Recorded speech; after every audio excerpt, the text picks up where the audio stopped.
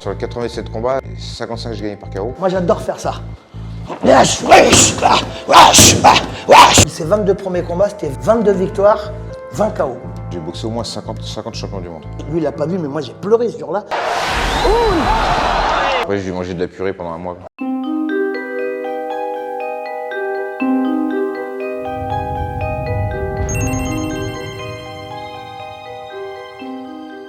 Allô? Ouais. Oh! Ça va? Jean-Charles? Ouais. Comment ça va, beau gosse? Super, et toi? Bien. Mais qu'est-ce que tu fais là? Bah tu sais que rappelle-toi quand je m'étais inscrit là, en 98, Ouais.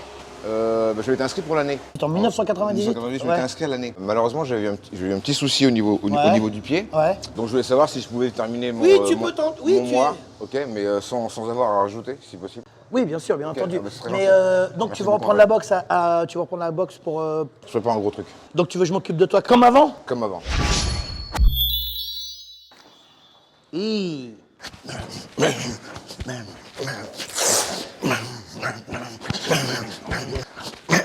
Shadow là, tu fais du shadow? Ouais, je fais du lait de gnome. En thaïlandais. Exactement, en taille. Est-ce que tu sais comment on dit en ouzbek? Non. Ouais, moi non plus. Rendez-vous le 27 avril à l'Adidas Arena pour le Festival des Arts Martiaux. Ah bam.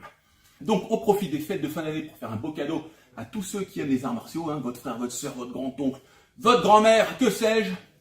Donc c'est la grande fête des arts martiaux, donc tous les arts martiaux seront représentés, les sports de combat, les arts martiaux, les sports de combat modernes. Donc voilà, venez le 27 avril à l'Adidas Arena, ça va être El Fuego, comme disent nos amis anglo-saxons.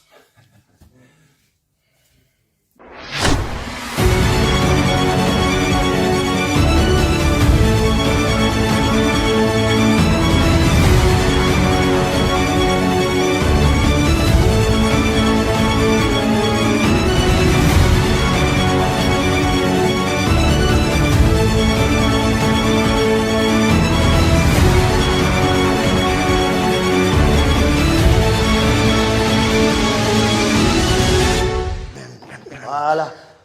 Ouais. C'est de travailler moins fort quand même, hein. T'approches la trentaine quand même, hein. Je vais lui mettre les gants. On va faire un petit peu de sac, un petit peu de technique à l'ancienne. Ça va faire du bien un peu de patte d'ours. C'était quand même un petit peu notre spécialité, les PAO, hein. Avec plaisir. On en faisait beaucoup. On faisait 5x3, 5x4 de PAO et à la fin on faisait des séries. C'est pas des séries que tu vois à la télévision, genre des épisodes sur 3-4 ans, tu vois. C'est des séries de PAO, hein. C'est pas la même. C'est un peu plus crevant. Jean-Charles, tu permets? Allez, on va faire encore du. Les gnomes, ça? Laine, j'aime bien. Alors laine, ça veut dire jouer, et l'homme, c'est le vent. C'est très beau. J'aime bien les termes en thaïlandais. Après, le problème, c'est que moi, j'ai des gens. Ils sont cons. Non, jamais je me permets de dire ça. C'est un petit peu quand même. Mais il y a des gens, ils ont du mal, par exemple, ils pensent que moi, je parle un patois parisien. Tu vois, par exemple, quand je dis le bras gauche, ils me disent je leur dis non, l'autre bras gauche. Oui. Voilà. Ou par exemple, je dis avance en ligne droite. Ligne droite, tu veux dire tout droit? Tu vois, c'est des trucs Voilà, comme ça. quand on dit tape avec le pied, alors le pied, c'est-à-dire le pied? Bah, le pied. Ouais. Ou alors, genre, je suis un peu fatigué, je peux arrêter? Il y en a qui sont pas prêts. Ce qui est mieux, c'est, ouais, non, mais alors, je fais pas de corde parce que je sais pas en faire. Ouais. Il faut essayer quand même, non? Tu sais, le premier cours, c'est bien là, c'est bien ce que je fais. Moi, je sais pas, je m'en fous un peu parce que tu sais très bien qu'en un cours, t'apprends. Il faut des années pour apprendre la boxe. T'es en train d'expliquer à tout le monde et lui, il t'appelle, il te fait. C'est bien là ce que je fais ou pas? Mais ça me rend ouf, moi. Les gens qui sont pas patients. Bon, ceux qui prennent la parole en public, quand t'expliques un truc, ils disent, ouais, mais c'est lui qui fait ça. On n'apprend pas en posant des questions, on apprend en observant les autres. T'as vu en Thaïlande, ils parlent pas trop en Thaïlande, hein. Ou alors il y a un autre truc qui est hyper drôle, j'adore, c'est. Tu vas où? Oh, je vais boire. En plein Rhône. Et puis il revient. Oh, ça va mieux. Après, tu sais, la boxe, on n'est pas tout seul dans une salle. Il y a du monde. Et lui, il pense qu'il est tout seul. Il C'est s'occupe de comme tout le souvent monde. quand j'explique un truc et qu'il y a le même mec à la fin d'expliquer, oui monsieur, mais tu sais, qui pose une question, et je vais essayer de dire, pourquoi t'es le seul à poser une question, quoi? Je lui fais, regarde, il y a un groupe de 20 personnes, t'es le seul Alors qui pose. peut-être parce que dans sa vie, il se passe des trucs que toi, tu sais pas. Ouais, c'est Sa femme, elle l'a quitté il y a 2 mois. Il a plus d'appartement. Tu parles de moi là ou... Toi, tu sais pas, il y a des trucs que tu sais pas. Moi, j'aime bien les gens qui sont curieux, mais qui viennent te voir après. Genre, André, tu peux m'expliquer? J'ai pas compris par rapport à l'épaule et les hanches face. Bah, tu vois, là, j'aime bien. Voilà. Oui. Mais genre, attends. Ou alors les mecs qui disent, ouais, mais si je fais ça, t'es ouvert ici, tu vas prendre Oui, un coup. ouais, exact. Ah, ça, j'adore. Ouais. Bah oui, tu prends un coup, mais si tu baisses ici, tu prends un coup. Bon, bah alors, il marche pas, Non, mais votre truc. alors moi, j'ai trouvé une petite réponse comme ça, parce que le mec, il dit, ouais, mais à ce moment-là, tu peux prendre un coup de coude. Je lui fais, oui, mais tu peux me sortir cette phrase à n'importe quel moment de la journée, quoi. Par exemple, je suis en train de faire la queue à la boulangerie, tu vas me voir, tu peux te prendre un coup de coude. Je fais, oui, effectivement, je peux prendre un coup de coude. Bah oui, par exemple. Je lui fais, là, on discute, je peux me prendre un coup de coude. Par exemple, tu dis, qui vient demain au cours? Tout le monde te dit moi, et il y en a un qui te dit, moi je viens pas. Ouais. C'est comme si je rentre dans une boulangerie, je dis bonjour, je prendrai pas de pain aujourd'hui. Hein. Ouais. Hop, il s'en va. Ouais, c'est marrant. Moi, ça Non, mais m'en- ça, c'est surtout marrant quand tu organises un stage et que tu mets une pub sur Facebook. Ouais, dommage, je pourrais pas venir. Oui, mais. Il a 48 ans quand même, il a 48 ans. Tu vois, la boxe, c'est ça qui est génial, c'est que tu prends, il n'y a pas d'âge.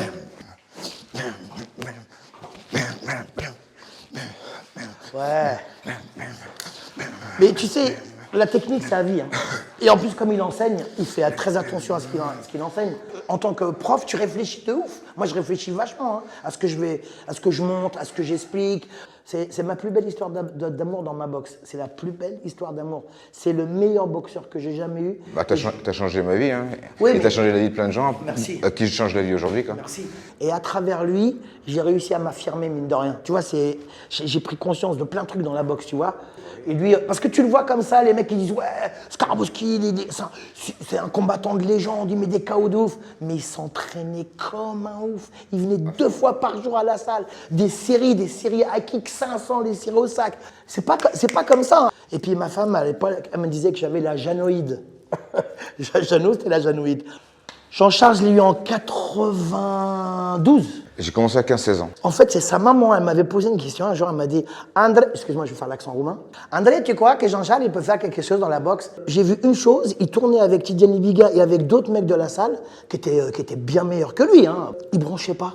Et je sais que tu avais un peu mal, je sais que c'était un peu dur physiquement et tout, et il bronchait pas. Et là, je me suis dit, ah, lui, il a quelque chose. Bon, ensuite, il est devenu solide physiquement, mais là-dedans, il était hyper solide. Ouais, je voulais pas montrer que j'avais mal. Ouais. Mais lui, ça a été mon premier grand boxeur. Donc moi, il fallait que je teste des trucs. Tu me fais 500 high kicks au sac là-haut, Ouais. des genoux, je sais plus, t'en as fait des milliers. Ah, il y a un combat très très dur qui m'a marqué à vie. D'ailleurs, lui, il l'a pas vu, mais moi, j'ai pleuré ce jour-là. C'est quand tu boxes à Bercy, que tu prends un high kick contre eux. Kabonglek. Kao Ponglek. Et ils se sont rencontrés 4 fois, ils se sont mis KO 2 fois chacun. Mais sale, hein.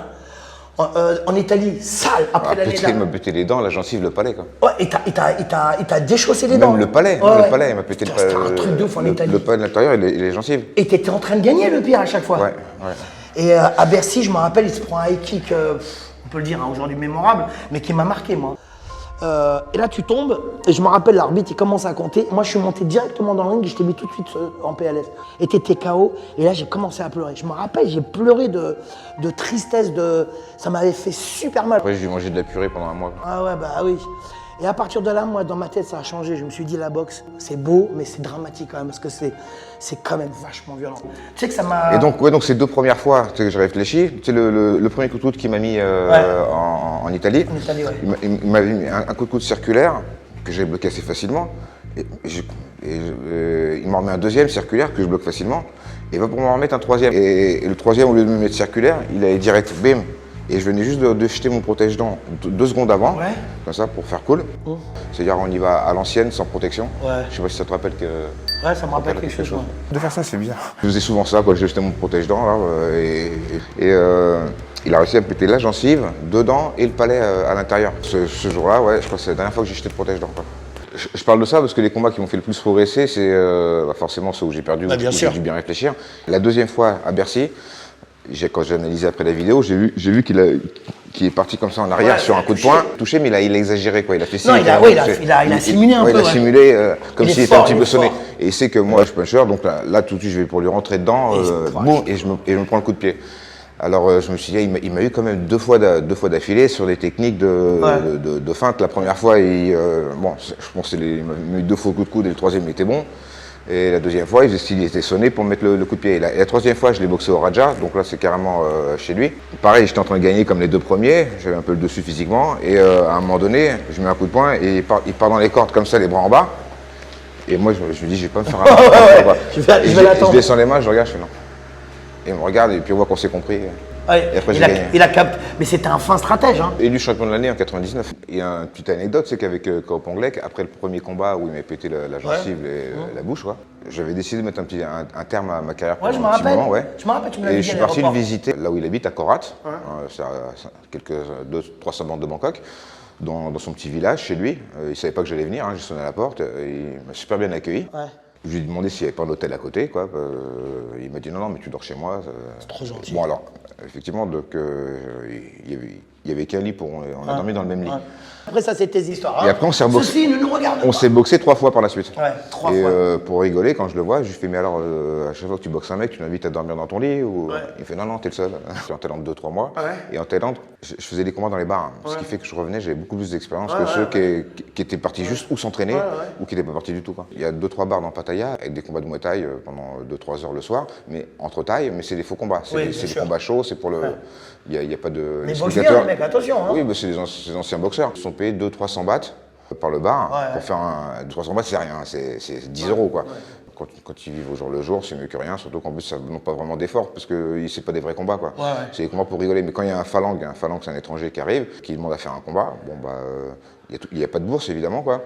Mais alors le Thaï, il va essayer de jauger le mec, premier round, s'il voit que l'autre est trop fort, il peut arriver qu'il se couche, mais il peut s'y arriver que le mec se donne à fond et que ce soit des super combats. Et beaucoup d'étrangers ont perdu là-bas.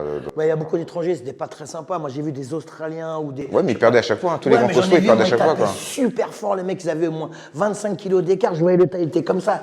Les mecs, ils. Ouais, en 93, le niveau était encore différent. Les Thaïs étaient meilleurs. Quoi. Maintenant, aujourd'hui, c'est différent. Ah, tu peux pas aujourd'hui, Dans les bars, j'en ai fait 16. Ouais, t'en as fait beaucoup. 15 victoires, un match nul, presque KO. Ouais, tout ça, beaucoup de KO. Moi, je me rappelle, les premiers combats, il mettait KO. Bon, d'accord, c'était un peu fouillis. Après, il a commencé à prendre conscience des appuis, l'entraînement. Et puis il était jeune. Et puis, quand tu commences à prendre de l'âge, tu es plus mature, tu fais attention à si. Mais il a trop joué sur le KO à un moment. Tu pensais qu'à ça. Ouais, bien sûr. Ouais, trop, c'est dommage parce qu'il avait une technique de ouf. Enfin, il a une technique de ouf. Le jour où, 2-3 jours avant ses combats, j'étais en stress de ouf. Parce que pour moi, c'était hors de question qu'il perde. Avec tous les efforts qu'il a fait, c'était impossible de perdre. C'est clair, moi aussi, pour moi, c'était aussi impossible de perdre. Et j'ai essayé de penser à une tactique pour pas perdre. Et j'avais trouvé un truc, bon, c'est un peu con, mais c'est-à-dire qu'en fait, tu tapes que dans les jambes, tu mets que des tekras. Donc au bout d'un moment, le mec, il bloque. Mais tu tapes dans ses tibias. Tu tapes dans ses tibias, donc ça fait tibia contre tibia. C'est-à-dire si tu tapes dans les côtes, il peut t'attraper et te faire tomber, mais si tu tapes dans la jambe, il ne peut pas attraper, il peut que bloquer à la limite. Et si tu vois que l'autre il tape dans le tibia et qu'il ne s'arrête pas, bah tu peux avoir peur. Quoi. Et c'est une petite technique qui m'a servi en Thaïlande. Quand un jour j'étais en train de perdre au point, j'ai tapé que en bas, le mec il commençait à bloquer, je tapais dans ses tibias, j'ai vu le mec il a fait une drôle de tête, tu vois. Il a vu que j'avais pas peur de faire tibia contre tibia.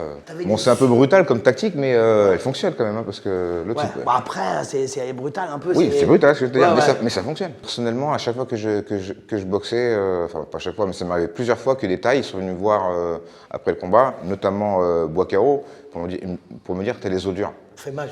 Alors à chaque fois que je faisais un blocage ou un coup de pied dans le tibia, je voyais bien que dans les yeux de l'autre, il avait plus mal que moi. Quoi. Et par chance, hein, c'est vrai que ça ne m'est pas arrivé d'avoir de fissures ou d'os cassés de toute ma vie. Youssef Bouganem, il fait mal, pareil. Tu sais, c'est genre, il t'envoie un middle, ça fait mal. Lui, t'envoie un middle, t'as mal, même quand tu bloques. Il t'envoie un genou, t'as mal. En fait, lui, il fait mal partout. Et les mecs, quand ils sortaient, ils étaient blessés. Moi, on m'a déjà posé la question, t'as pas peur que le MMA fasse de l'ombre à la boxe thaï? Ils en ont besoin de la boxe thaï. Mais nous, on n'a jamais eu peur de la boxe thaï, parce que la boxe thaï, c'est quand même c'est une identité culturelle, c'est historique, c'est une histoire. On sait comment ça fonctionne. Et eux ont besoin de nous. Voilà. Nous, on n'a pas besoin d'eux. De toute façon, on ne voit pas au sol, alors... non. Alors Doumbé, Bah qui? que le meilleur gagne. Que le meilleur gagne. Moi, je suis pour le meilleur, et toi? Pareil. Non, prends pas de risque. Tu sais, je sais même pas comment il boxe Doumbé au sol. Enfin, j'ai jamais vu de combat à lui au sol. Et Baki, je sais même pas qui c'est. Alors, t'as du Thai Sabaki dans le l'aïkido. Ouais. Mais je connais pas, franchement. Mais bon, je sais que les mecs de l'Est, c'est tous des lutteurs. Ils ont tous des grosses têtes avec des épaules de ouf. Un peu de pâte d'ours, d'espièglerie. C'est l'ami de Candy. C'est sympa, hein? Ah, bah, nous, on part faire un stage à Plancoët, à côté de Saint-Malo. On fait un stage en commun. Ensemble, le 17 février, à Plancoët, si vous êtes à Plancoët, Pirouette ou Cacahuète. Et je précise, c'est à Plancoët, mais il ne se passera rien.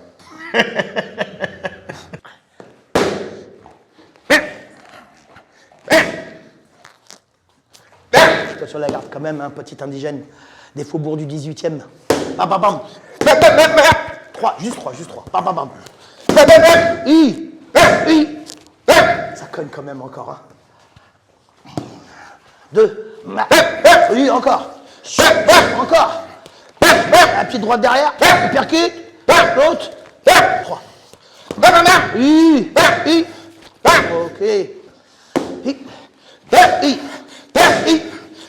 Bam, bam, bam.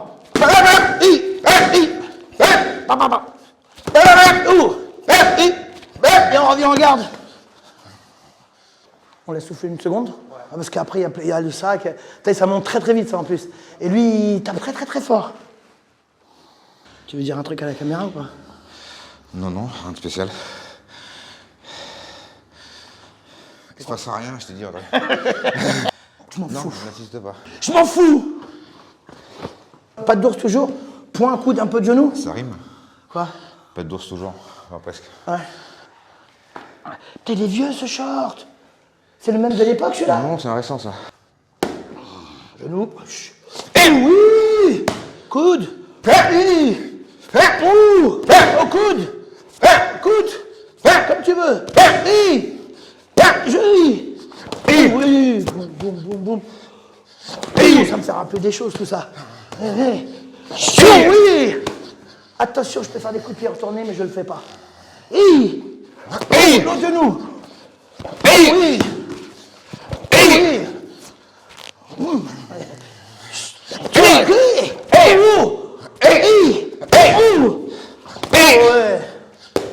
C'est bien, hein? Tu cognes ta race, toi, hein? Ah ouais, tu cognes. Ici, c'est monsieur Thirachai Pranthai. C'est le premier Thaïlandais qui est arrivé en Europe. Et c'est une des plus grandes sommités du Muay Thai au monde actuel. Aujourd'hui, il a 84 ou 85 ans. Ça, c'était il y a un an. Et puis, il m'a remis un petit diplôme, enfin un petit truc. Et ça vient du... Il a été décoré par le roi et la reine de la Thaïlande. Ce qui n'est pas rien, tu connais Jean-Charles Lacoste. Bien sûr. C'est comme si c'est un mec qui a 10e dan de Muay Thai, tu vois. Et il continue à donner des cours, hein. C'est beau ou pas ça? Ah, je l'adore. Déforme un peu ta glace, non, j'ai l'impression, Andréa. Ouais, parce que c'est pas des vraies glaces, c'est du polyglace. On dirait qu'on a du bide quand on se voit. C'est la glace. On fait une technique? Moi, j'aimais bien faire. Lui, c'est une de ses spécialités. Alors, tout le monde pense que c'est la patate, les trucs. Ça, c'est vrai. Mais il avait un truc exceptionnel, c'est les retraits de buste. Tu te rappelles? Tu as toujours fait des retraits de buste de ouf. Moi, je fais un petit retrait de buste ici. Alors, très souvent, les gens, ils enchaînent derrière et tout. Moi, j'aime bien les trucs simples. Simples, efficaces. Jeannot, il est en garde ici. Je suis en garde avec lui. Il me fait la jambe qu'il veut. Hop, retrait de buste. Voilà. Et tout de suite, au moment que sa jambe, elle repose, elle n'a pas fini d'être reposée parce qu'il peut reprendre tout de suite un appui que moi, j'enchaîne derrière. Mais simple. Par exemple, là, il me fait là, un kick. Boum. Et là, derrière. Tu vois? Il n'a pas fini de poser la jambe. Je peux mettre un crochet du gauche et je suis en low kick. C'est très simple comme mouvement. C'est très efficace. C'est beau. Donc, tu vois, là, il me fait un kick. Hop, rentrée de buste. Boum. Bing. Et juste derrière le low kick. Boum. Bam. En fait, tu reprends deux appuis. Un, transfert du poids du corps. Et la deuxième. Boum. Et tu reviens. Suite à un high kick. Vas-y, refais le high kick. Bam. Et sur la jambe arrière. Bam. T'as vu? Un ici, hein. On l'a bossé, celui-là, grave le retrait de buste. Lui, il avait un super retrait de buste et la saisie. Tu te rappelles, tu faisais souvent des belles saisies. Voilà. À t'écouter, je n'avais pas de défaut, quoi. Bah, t'as pas été champion pour rien, hein, excuse-moi. Hein. Alors, et puis, tu sais, il y a les champions et puis il y a les grands champions. Et puis, il y a des gens, ils me disent ah ouais, c'est ton élève, ça a été ton élève Skarbowski, c'est une légende et tout. Quand les gens, ils parlent comme ça, c'est que t'es au-dessus. Moi, quand on parle de Samat Payakaran, pour moi, c'est une légende. Pour toi aussi, d'ailleurs. Ah oui. Quand on parle de Senchai ou de Fujiwara, pour moi, c'est des légendes. Mais quand les jeunes, aujourd'hui, ils disent Skarbowski, ils ne le savent même pas, hein, que je connais. Skarbowski, c'est une légende, c'est que tu passes au-dessus. Donc, pour moi, tu n'as pratiquement pas de défaut. Mais ça me convient comme ça, moi, je suis content. Parce qu'il a pratiquement toujours trouvé la solution. Un grand combattant, c'est pas simplement les mecs à la ceinture, c'est quand tu trouves la solution. Et c'est pas quand tu te plains, ouais, j'y arrive pas, c'est trop près, c'est trop loin. Lui, il trouvait tout de suite la solution. Pourquoi? Parce qu'il était très varié dans sa boxe. Alors les gens vont dire, ouais, il dit que des trucs sympas sur Jean-Charles. Ben oui. champion de France, champion d'Europe, numéro 1 en Raja. Il aurait pu être même champion de Thaïlande, parce qu'il a boxé un champion énorme, Chokdi. Tu te rappelles, tu l'as mis KO? Oui. Et le mec, il était balèze quand même, hein. Bah oui. Bon, tu vois, bah oui, pourquoi je vais dire des trucs, ouais, moyen. C'était un putain de boxeur. Et puis pas simplement ça, c'est qu'il a rencontré des têtes. J'ai boxé au moins 50 champions du monde. Moi, je suis super content. Alors quand tu me dis, ouais, j'ai pas de défaut, bah peut-être ta coupe. Peut-être ta coupe. Non, mais le survêtement là que t'es venu avec ton truc là, ça pique un peu quand même, parce que là, tu vois, oh putain, je saigne du nez. Ouais. Enfin bon, la première fois que tu boxes pour l'anniversaire du roi, ouais. Comment il s'appelle le Thaïlandais? Duanisan. 1, 2, 3. Il tombe. J'avais compris que j'avais un uppercut du droit qui était fatal. J'ai mis plein de KO avec cet uppercut du droit. Et c'est vrai que pendant un petit moment, je cherchais juste le moyen de pouvoir mettre cet uppercut du droit. Une technique que j'ai utilisée plusieurs fois et qui marchait très bien, c'est d'emmener le mec jusqu'aux cordes. Bon, là, les cordes, elles sont contre le mur, mais si les cordes avaient un petit peu de rebond, on imagine. Donc là, au début, on est assez loin, et j'avance, toi tu recules, et là, je sais qu'il y a les cordes. Je sais que quand je vais avancer, il va y avoir l'effet rebond. Donc je t'envoie à la gauche, et quand tu reviens, bam, uppercut du droit. Le mec, il va dans les cordes. Donc celui-là, j'essaie d'avoir l'air assez inoffensif. Hein. Je suis pas comme ça avec le regard, je te mets KO, non, je suis tranquille, j'avance, hop. Et je sais que là, il y a les cordes, il va taper, et les cordes, il va avoir le rebond, bam. Et ça, c'est un truc que j'ai réussi à placer plusieurs fois, me servir du rebond des cordes. Je vais jusqu'aux cordes. Mais surtout, ce qu'il faut, c'est avoir l'air détendu et inoffensif au niveau du visage, pour que le mec pense pas que tu vas mettre de coups de poing. Et même une technique aussi que j'aimais bien. Il faut être impassible. Mais c'est pas une technique, c'est plus une tactique, c'est-à-dire qu'en fait, je savais qu'il fallait que je m'approche du mec pour lui mettre une droite. Mais pour se rapprocher de quelqu'un, disons que je prends une image, il faut faire ami avec lui. Et la preuve, d'ailleurs, les gens qui te font le plus de mal, c'est les gens qui sont proches de toi. C'est tes amis qui peuvent te faire le plus de mal. Tu es d'accord avec toi? Je parle dans la vie, je parle pas sur le combat. Et donc, pour faire ami avec lui, premièrement, je vais pas mettre un seul coup de poing pendant peut-être 2 minutes, ou un round entier, ou même 2 rounds entiers. Je vais faire que les jambes. Je vais faire que les jambes. Donc le mec, dans sa tête, il dit bon, bah, il va faire le combat va se passer qu'en jambes. Ça peut arriver, quoi. Le mec envoie que les points. Bon, au bout d'un moment, tu oublies un peu les points, tu baisses ta garde. Et voilà. Donc après, quand il a la garde baissée, je sais que je peux faire ma technique. Parce qu'au début, il est comme ça, il a peur, c'est le premier round, il voit que je mets pas un seul coup de poing, que je mets des coups de pied. Donc le deuxième round, les mains, au lieu d'être là, elles sont là. Et même à la limite de un round et demi, 2 rounds, les mains, elles sont là. Il pense que je vais faire que les jambes. Alors, je vais mettre dans les cordes. Le rebond de la corde, bam, uppercut. Et puis le truc, c'est que tu marchais sur le ring. Tu avançais sur le ring, tu marchais. Ton seul défaut, c'était un peu raide sur les jambes et un peu raide comme ça, t'as vu? Tu étais comme ça. Et moi, je te disais, fléchis un peu, tu vois. Voilà, un peu plus fluide sur les jambes. Mais toi, tu étais raide parce que tu avais trop envie d'en découdre. Ouais. Tu vois le genre? Tu te rappelles ça? En même temps, tu chauffes le tibia. Monte les mains. Oh, ça c'est beau, ça c'est magnifique. Ça c'est ma signature quand même un peu. Hein. Et une autre signature qu'on faisait tout le temps, tu te rappelles blocage remise? Oui. Moi j'adore faire ça. Blocage remise. Non, on faisait tout le temps. Ok. Alors nous on en faisait. Hein, Ce qu'il fallait faire. ouais, on en faisait des centaines. Mais vraiment, sans s'arrêter. Tu vois, on faisait un coup à gauche, un coup à droite. Après, on faisait un autre truc aussi qui était bien. C'est que, est-ce que tu te rappelles qu'on faisait 1, 2, 3, 4. Comme ça va te chauffer. On y va. Lève les mains.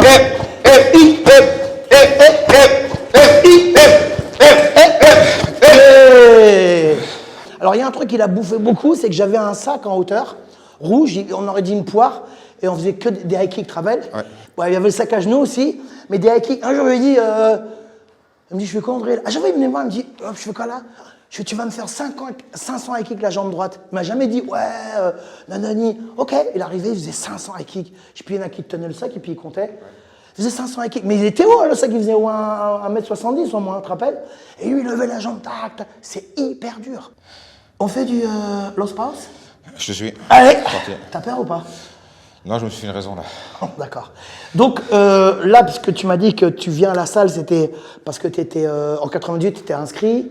Ouais, je m'étais inscrit et j'ai pas fait toute l'année en fait. D'accord. Pour des raisons personnelles, parce qu'en fait je m'étais disputé avec quelqu'un à l'époque, donc, donc en fait il me manquait 2 mois sur l'année. Ouais. Donc c'est de ma faute un peu. Ouais, mais étant donné que je me suis inscrit à l'année, une année c'est 12 mois.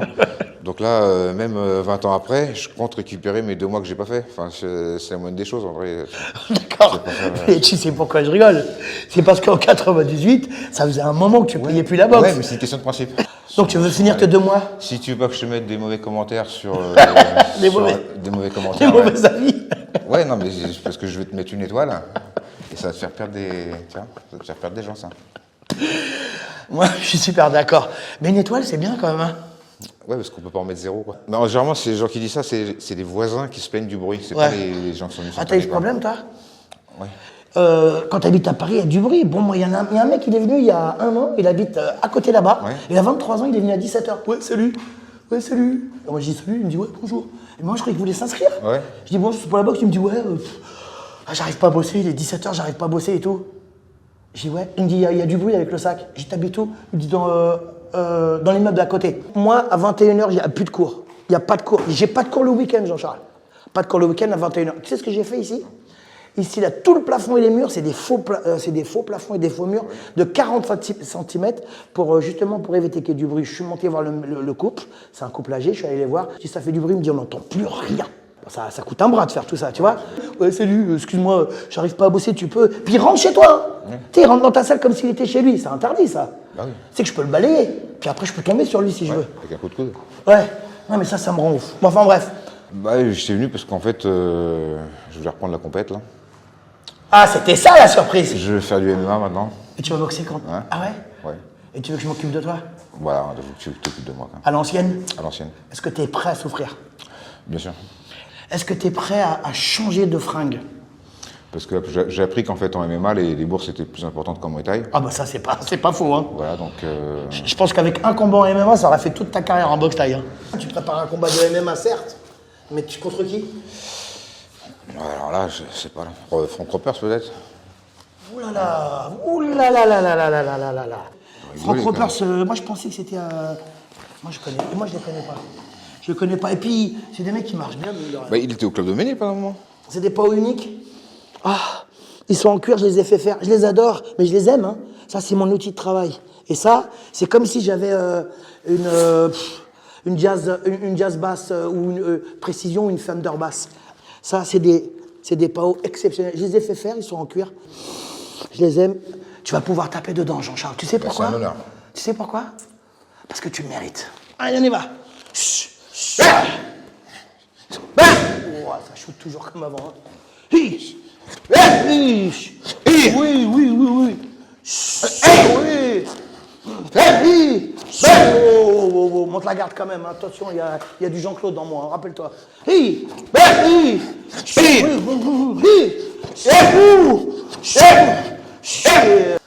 2, 3.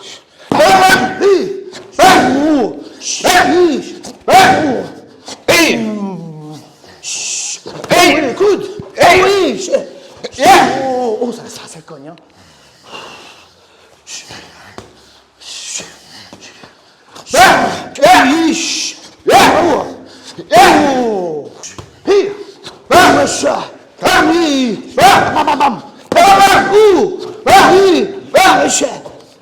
Oui, oh, il est beau ce genou.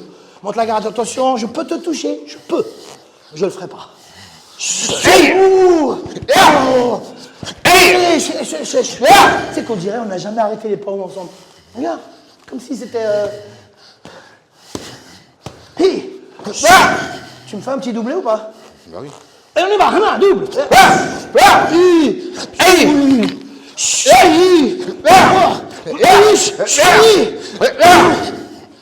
Moi j'ai adoré.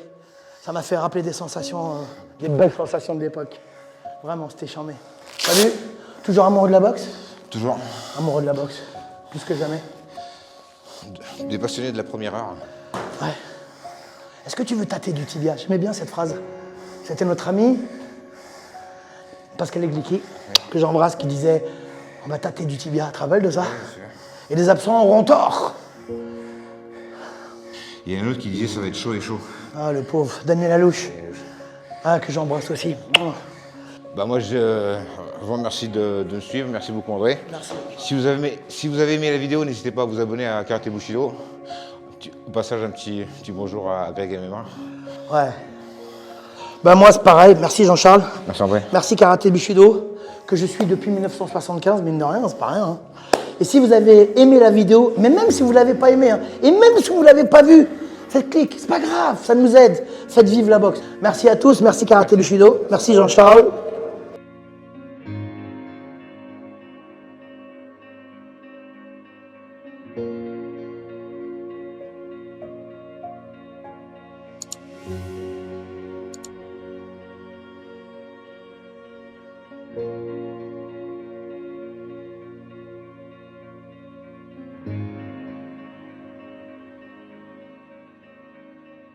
Thank you.